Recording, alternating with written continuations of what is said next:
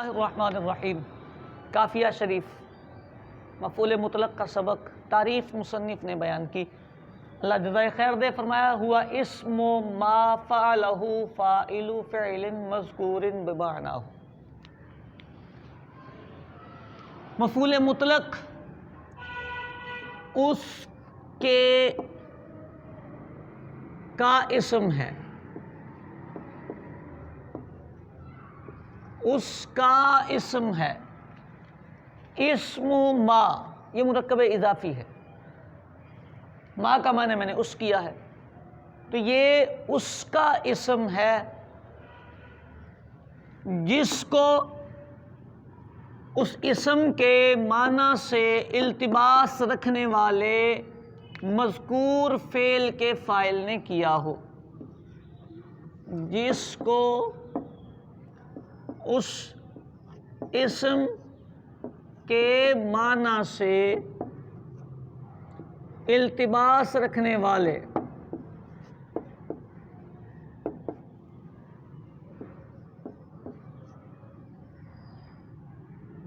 مذکورہ فعل کے فاعل نے کیا ہو.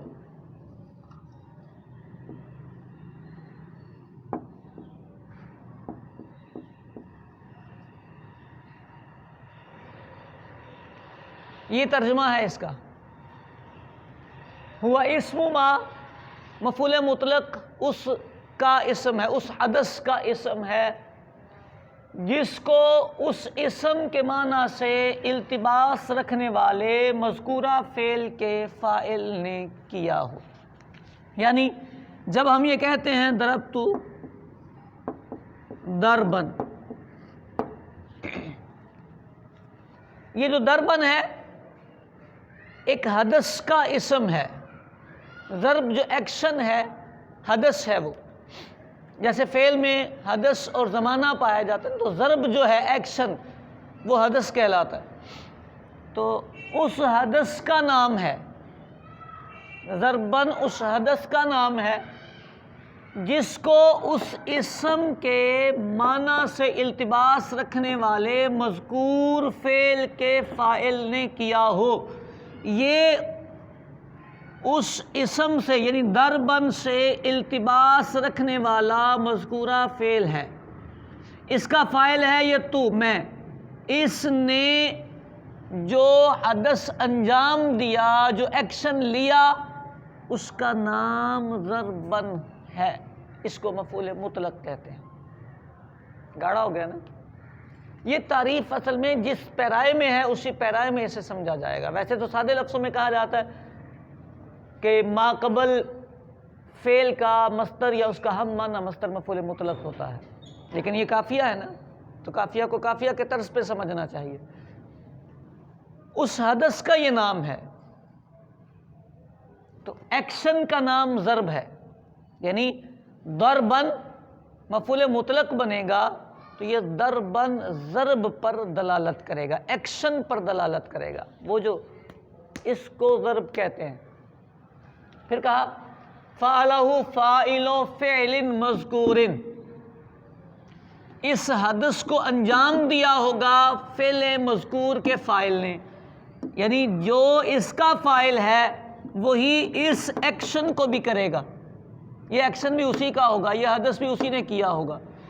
بمعناہ، یہ جو فعل ہے یہ اس اسم کے معنی کو ملتبس ہوگا. جو معنی اس کا ہوگا اسی معنی سے یہ فعل کا معنی بھی التباس رکھے گا.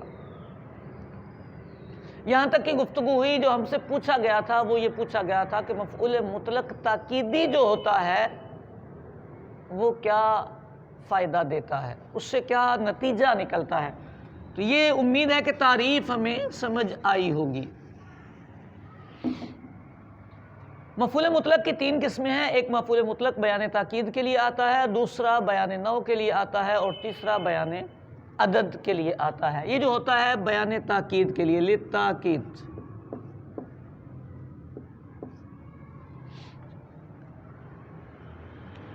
یہ اس لیے استعمال ہوتا ہے کہ جیسے ضربت ضربن، اس فعل سے جو مفہوم اخذ ہوا، یہ ضرباً اس مفہوم کی تاکید کرے گا، اس کی نوعیت یا اس کا عدد نہیں بیان کرے گا، ما قبل جو فعل ہے اس فعل کا جو مفہوم ہے یہ اس مفہوم کی تاکید بیان کرے گا۔ اس تاکید بیان کرنے کے دو فائدے ہوتے ہیں۔ نمبر ایک، صحو کا خیال ختم کرتا ہے۔ نمبر دو، مجاز کا خیال ختم کرتا ہے، یعنی وہم صحو اور وہم مجاز ختم کروا دیتا ہے مفعول مطلق آ کے۔ جہاں مفعول مطلق ذکر ہوگا وہاں اس مفعول مطلق للتاکید اس بات کی وضاحت ہوگی کہ یہاں مجاز بھی نہیں لیا گیا اور یہاں پر صحو بھی نہیں ہوا۔ جیسے کوئی بندہ کہے جلستو،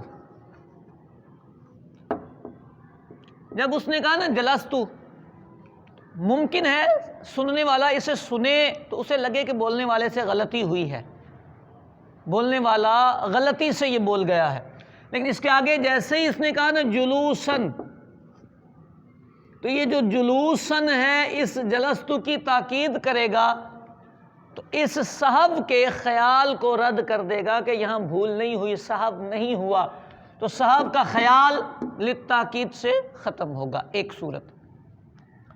دوسری، مجاز کا احتمال ختم ہوتا ہے۔ جیسے کسی نے کہا ضربتو، تو سننے والے کے دماغ میں اپنی ایک بات آئی، بلاغت اس نے پڑھ رکھی تھی، فصیح وہ ویسے ہی تھا، اس کے دل میں خیال آیا کہ یہاں مجازی معنی لیا گیا ہوگا، ضربہ کو ضرب کو تشبیہ دی ہوگی ایذا سے، شتم سے، اور وجہ شبہ ہوگی ایذا۔ تو یوں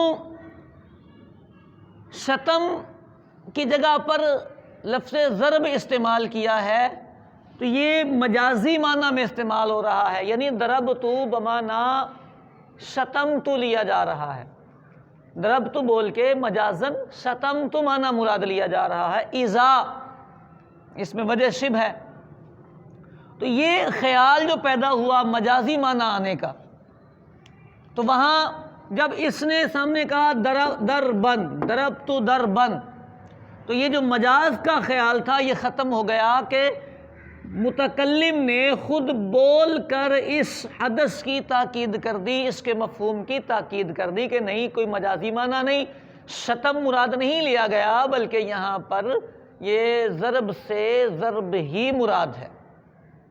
ٹھیک ہو گئی نا بات؟ یعنی اس کو یوں سمجھیں کہ جب ہم صحو کا خیال ختم کریں گے تو معنی بنے گا میں حقیقتاً بیٹھا،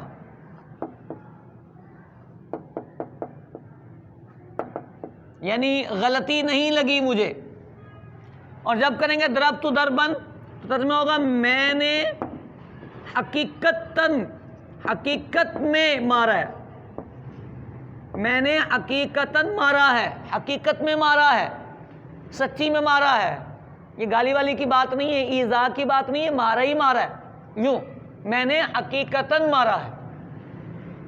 یہ مفعول مطلق تاکید کا فائدہ ہوتا ہے کہ یہ دو کاموں کے لیے آتا ہے، یا تو دفع خیال صحو یا دفع توہم مجاز کرتا ہے، یہ دو کام اس کے ہوتے ہیں۔ اب دیکھیں اس سبق کو پڑھ لینے کے بعد اللہ کریم نے قرآن پاک میں فرمایا کلم اللہ موسیٰ تکلیما، یہ جو تکلیماً آیا ہے یہ تکلیماً آ کر دفع خیال مجاز کر رہا ہے۔ وہ معتزلہ کو خیال آیا تھا نا کہ جی یہ مجازن ہے، وہ متکلم ہے لیکن صفت کلام نہیں ہے، تو اس کا رد فرمایا کہ یہ تکلیماً اس فعل کا مفعول مطلق ہے، اور یہ آیا ہی تاکید کے لیے ہے، تو یہ دفع خیال مجاز کرے گا، توہم مجاز کا اندفاع کرے گا، سمجھ آ رہی ہے بات؟ یعنی اللہ تعالیٰ نے جناب موسیٰ سے حقیقت میں کلام فرمایا، اللہ نے جناب موسیٰ سے حقیقتاً کلام فرمایا یوں۔ تو مفعول مطلق بیان تاکید کے لیے، بیان نوع کے لیے اور بیان صفت کے لیے۔ جب بیان نوع کے لیے آتا ہے تو یہ نوعیت بیان کرتا ہے۔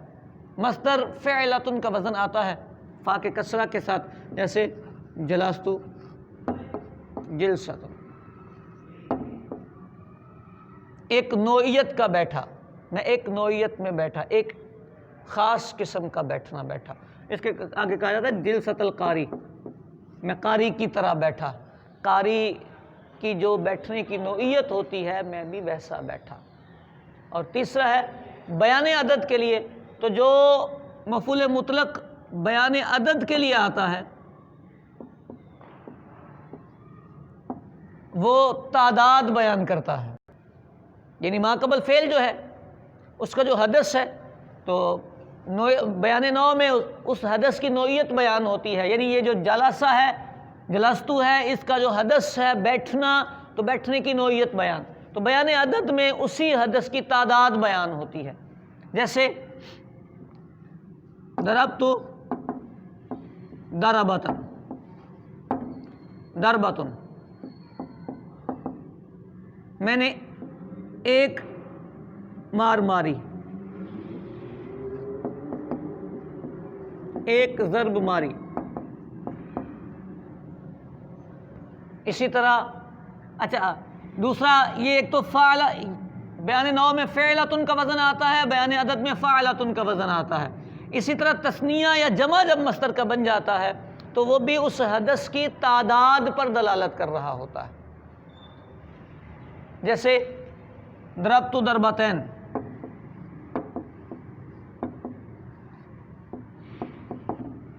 تو یہ تعداد پہ دلالت کرتا ہے، میں نے 2 ضربیں ماری۔